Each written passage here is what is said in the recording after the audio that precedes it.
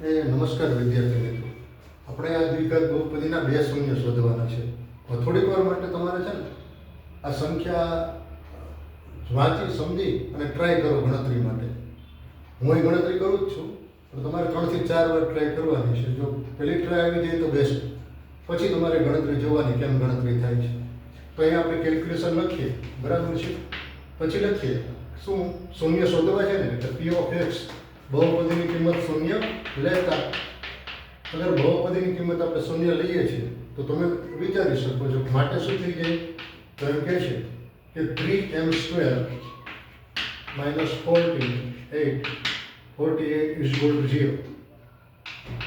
એ 3 તમે કોમન કાઢો તો m² minus 16 is equal to 0. માટે 3 છે એ 0 ના છેદમાં જાય, શું થાય?